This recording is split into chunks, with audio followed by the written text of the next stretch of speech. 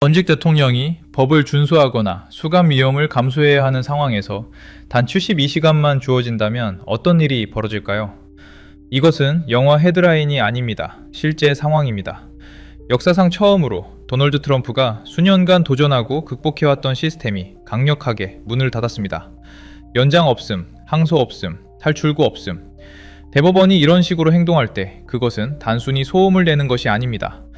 법을 집행할 준비를 하고 있는 것입니다. 여기서 충격적인 부분이 있습니다. 이것은 정치, 선거 또는 여론에 관한 것이 아닙니다. 이것은 권력이 절차와 충돌하는 것입니다. 법원은 천천히 움직이다가 어느 순간 멈춥니다. 그리고 요청하던 것을 명령하기 시작하면 상황은 매우 빠르게 심각해집니다. 트럼프는 이제 모든 선택지가 고통스러운 결정에 직면해 있습니다. 법을 준수하고 숨겨왔던 것을 노출하거나 도전하고 법정 모독과 가능한 수감 시간을 포함한 결과에 직면하거나 어떻게 이 지경에 이르렀는가? 법률 전문가들이 이것을 안전한 출구가 없는 완벽한 함정이라고 부르는 이유는 무엇일까요? 수년간 도널드 트럼프는 같은 방식으로 법적 위험에서 살아남았습니다. 항상 지연을 통해서 항소에 이은 항소, 신청에 이은 신청. 그가 충분히 시간을 끌 수 있다면 무언가가 변할 것이었습니다. 검찰은 넘어가고 대중의 관심은 흩어지고 선거가 개입할 것이었습니다. 시간이 그의 방패였습니다. 하지만 이번에 그 방패는 산산조각이 났습니다. 대법원은 단순히 그의 주장을 기각한 것이 아니라 그것들을 소진됨으로 선언했습니다. 이 단어가 모든 것을 바꿉니다. 간단히 말해서 소진됨은 법원이 들을 의향이 있는 모든 변명을 이미 들었다는 것을 의미합니다. 면책권, 기각됨, 특권, 기각됨, 행정권한, 기각됨. 더 높은 법원도 없고 절차적 우회로도 없고 남은 교묘한 구제책도 없습니다. 이것은 경고가 아니었습니다. 협상 초대가 아니었습니다. 법적 시스템이 논쟁이 끝났다고 말하는 것이었습니다. 대법원이 이런 식으로 사건을 종결할 때 문을 잠그지 않은 채 두지 않습니다. 빨간 봉인을 찍습니다. 이것이 이 순간을 매우 위험하게 만드는 것입니다. 트럼프는 새로운 싸움으로 밀려나는 것이 아닙니다. 그는 이미 진 싸움의 끝에서 행동하도록 강요받고 있습니다. 72시간이라는 기한의 의미, 여기서 누구나 멈추고 주목해야 할 부분이 있습니다. 트럼프는 몇 주가 아니라 몇 달이 아니라 단 72시간을 받았습니다. 이것만으로도 이 상황이 얼마나 심각한지 모든 것을 말해줍니다. 법원은 지연이 더 이상 우연이 아니라 전략적이라고 판단하지 않는 한 이런 식으로 기한을 정하지 않습니다. 그리고 일단 법원이 그 결론에 도달하면 분위기는 빠르게 바뀝니다. 대부분의 고위급 사건에서 기한은 유연합니다.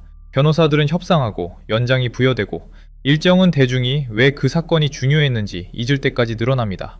이것이 정확히 트럼프가 이전의 법적 폭풍에서 살아남은 방식입니다. 시간이 위협을 희석시켰습니다. 하지만 72시간의 창은 반대로 작용합니다. 압력을 압축하고 여론 조작, 기금 모금 또는 정치적 방해물이 개입하기 전에 결정을 강요합니다. 이것은 편의에 관한 것이 아닙니다. 시간 통제에 관한 것입니다. 짧은 기한은 또한 의도를 노출합니다. 누군가가 준수할 수 없다고 주장할 때 법원은 간단한 질문을 합니다. 왜? 기록이 존재한다면 3일이면 충분합니다. 존재하지 않는다면 법원은 그 이유를 알고 싶어 합니다. 어떤 대답이든 결과를 초래합니다. 그리고 이것이 함정입니다. 촉박한 기한은 모호함을 제거합니다. 주저함을 증거로 바꾸고 지연을 도전으로 바꿉니다. 법정 모독이란 무엇인가? 이것은 상황이 추상적인 것을 넘어 위험하게 현실이 되는 지점입니다. 트럼프가 준수를 거부하면 결과는 또 다른 벌금이나 헤드라인이 아닙니다. 법정 모독입니다. 법정 모독은 상징적인 것이 아닙니다. 이것은 사법부가 보유한 가장 강력한 집행도구 중 하나입니다. 법원이 이것을 사용할 때 그들은 더 이상 논쟁하는 것이 아닙니다. 복종을 강요하고 있습니다. 대부분의 사람들이 놓치는 핵심 포인트가 여기 있습니다. 법정 모독은 새로운 재판이나 배심원을 요구하지 않습니다. 일단 법정 명령이 발부되고 피고인이 고의로 이를 무시하면 법원은 즉시 행동할 수 있습니다.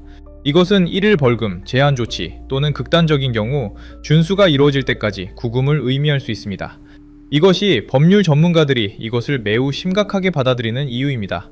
통제는 더 이상 이론적인 것이 아니라 물리적입니다. 트럼프에게 특히 위험한 것은 의도가 중요하다는 것입니다. 법원은 행동을 관찰합니다. 공개적인 도전 성명, 명령의 정당성에 대한 공격, 준수하지 않을 것이라는 신호, 이 모든 것이 고의적인 방해를 입증하는 데 사용될 수 있습니다. 다시 말해 트럼프가 소셜미디어, 집회 또는 인터뷰에서 하는 말 자체가 그에 대한 증거가 될 수 있습니다. 침묵도 해가 될 수 있습니다. 말하면 더 해가 될 수 있습니다. 말하는 것이 트럼프를 해칠 수 있는 이유. 이것이 트럼프에게 특히 위험해지는 지점입니다. 그가 지금 말하는 것은 그가 하는 것만큼이나 중요합니다. 일반적인 법적 분쟁에서 침묵은 보통 전략적입니다. 하지만 이 순간 공개적인 도전은 법적 증거로 전환될 수 있습니다. 법원은 행동만 평가하는 것이 아닙니다. 의도를 평가합니다. 그리고 의도는 종종 말로 증명됩니다. 법원이 법적 명령을 발부하고 피고인이 공개적으로 그것을 공격하고 조롱하고 거부 신호를 보내면 판사들은 그것을 표현의 자유쇼로 보지 않습니다. 그들은 고의적인 방해로 봅니다. 집회에서 한 발언, 온라인 게시물, 인터뷰, 심지어 기금 모금 이메일까지 이 모든 것이 불이행이 우연이 아니라 고의적이었음을 보여주기 위해 사건에 포함될 수 있습니다. 이 구분은 결정적입니다. 우연한 지연은 인내를 받을 수 있습니다.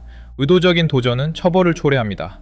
이것이 트럼프에게 특히 위험한 이유는 침묵이 결코 그의 장점이 아니었기 때문입니다.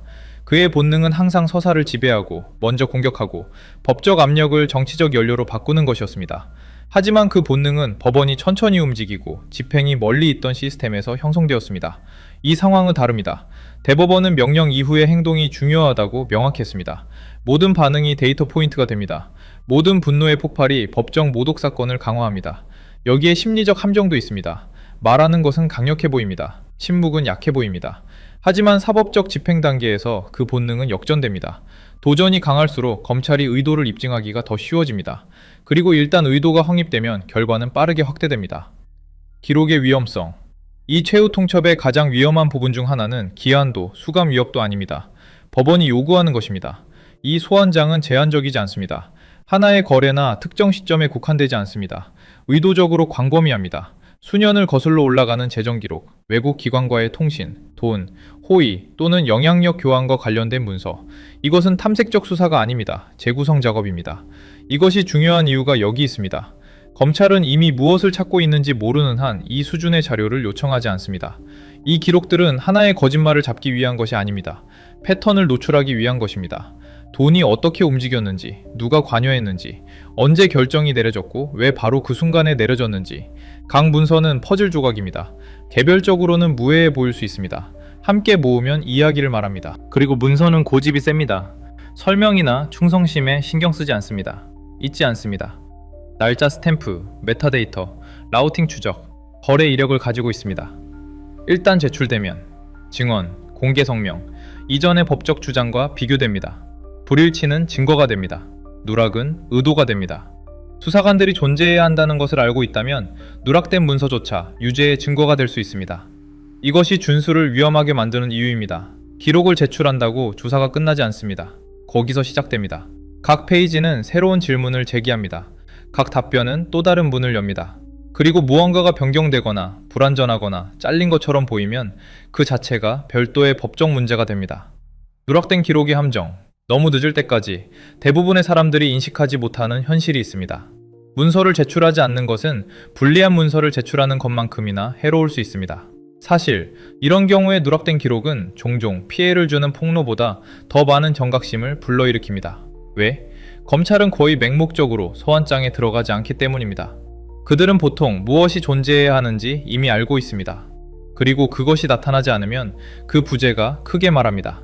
법률 전문가들은 이런 종류의 문서 요구는 수사관들이 지도를 가지고 있을 때만 발생한다고 믿습니다. 그 지도는 종종 협력 증인, 이전 증언, 금융 추적 또는 다른 출처에서 얻은 내부 통신에서 나옵니다. 그래서 상자가 열리고 핵심 기록이 없을 때 그것은 의심이 아니라 의혹을 불러일으킵니다.